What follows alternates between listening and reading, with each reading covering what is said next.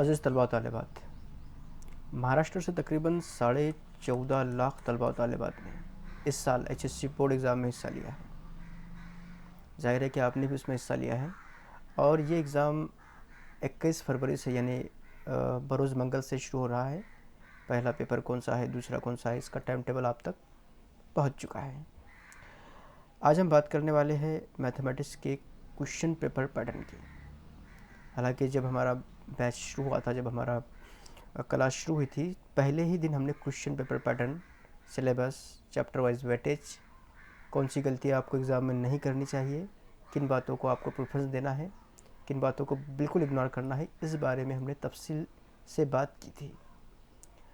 आज हम सिर्फ क्वेश्चन पेपर पैटर्न और कुछ इम्पोर्टेंट टिप्स देखेंगे। इसके अलावा इस वीडियो में आपको कुछ दूसरा शायद ही नज़र आए।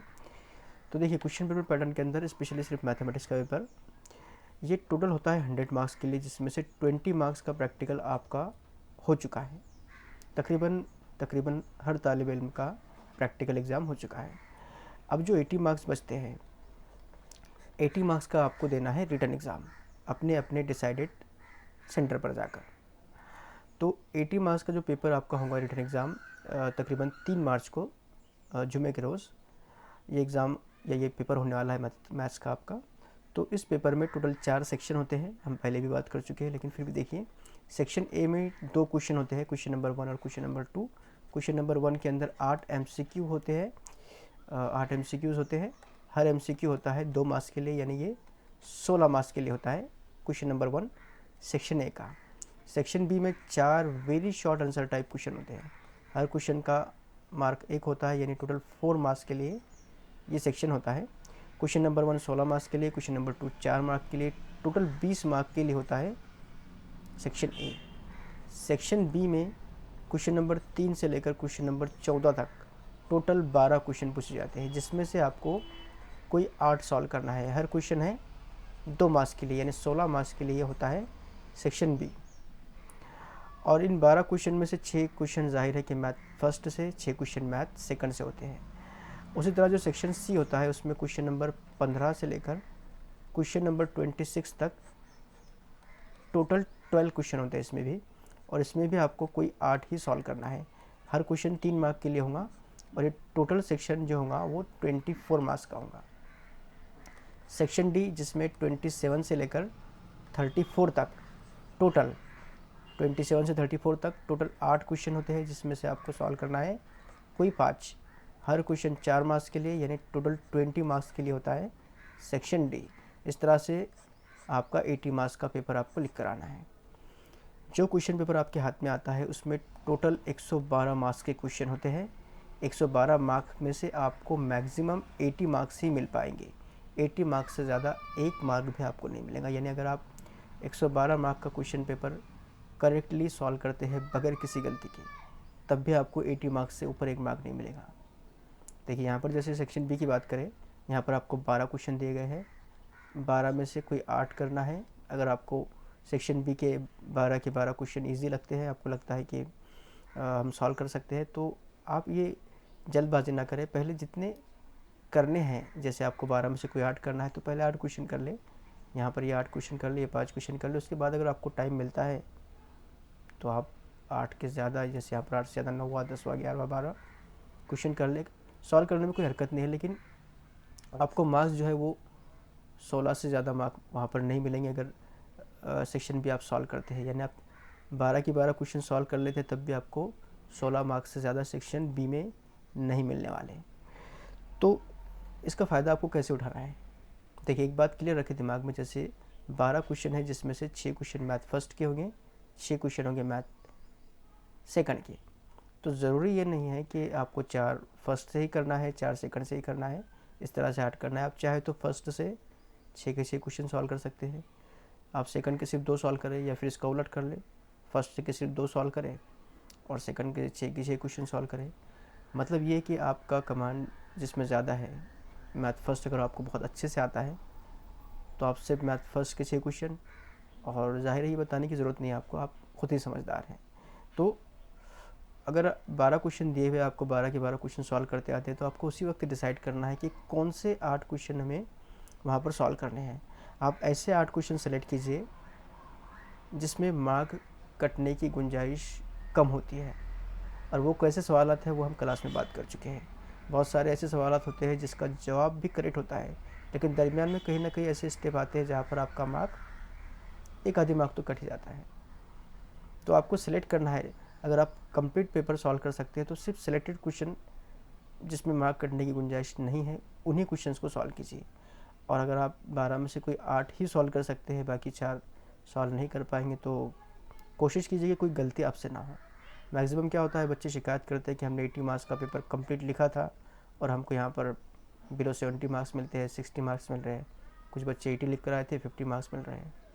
इसका मतलब ये है कि मार्क्स हासिल करने के साथ साथ आपको मार्क्स बचाने की स्किल भी आनी चाहिए।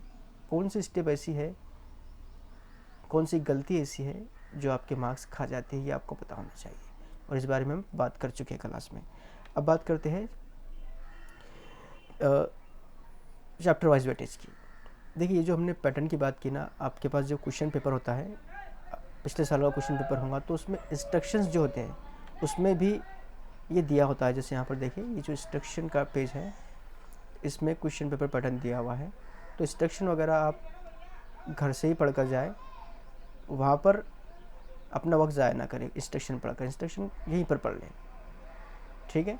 इंस्ट्रक्शन में क्या होता है, वही हमेशा वाली बात, जैसे आप लॉक टेबल यूज़ कर सकते हैं, कैलकुलेटर यूज़ नहीं कर सकते।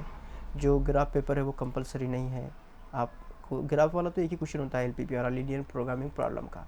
तो ये भी आप पेपर पर डायरेक्ट ड्रॉ कीजिए। आप ग्राफ पेपर लेते हैं, उस पर साइन करते हैं, सुपरवाइजर साइन करता है, सीट नंबर डालते हैं, ये वक्त ज़ाया होता है आपका। आप डायरेक्ट पेपर पर ही पेन स्केल से ग्राफ बनाइए। 1 मार्क का ही ग्राफ होता है, ज़्यादा मार्क्स उस ग्राफ पर नहीं होते। तो वक्त ज़ाया ना करें। ग्राफ पेपर का इस्तेमाल करने की बजाय डायरेक्ट आंसर पेपर पर ही आप ग्राफ बना लें, LPP का जो प्रॉब्लम होता है उसमें। इसके अलावा जो दूसरी हिदायत है वो भी आपके पास क्वेश्चन पेपर होगा तो आप उसमें से पढ़ लें। देखिए, हम पैटर्न तो देख चुके हैं। पैटर्न के बाद हम देखते हैं चैप्टर वाइज वेटेज का। तो सबसे पहला जो चैप्टर है मैथ फर्स्ट का, मैथमेटिकल लॉजिक, इसका वेटेज है 8 मार्क्स के लिए पूछा जाता है। ये सब आपको पता है, सिर्फ हम स्पीड में रिविज़न कर लेते हैं। इसके बाद जो मैट्रिसेस है वो 6 मार्क्स के लिए होता है। ट्रिग्नोमेट्रिक फंक्शन जो होता है वो 10 मार्क्स के लिए होगा। इसके बाद पेयर ऑफ स्ट्रेट लाइन ये होगा 6 मार्क्स के लिए। वेक्टर जो होता है वो होता है 12 मार्क्स के लिए, और वेक्टर ही होता है लाइन और प्लेन में, ये आप 10 मार्क्स के लिए होता है। मतलब ये दोनों मिलाकर होते हैं 12 मार्क्स। इसके अलावा होता है लीनियर प्रोग्रामिंग प्रॉब्लम 4 मार्क्स के लिए।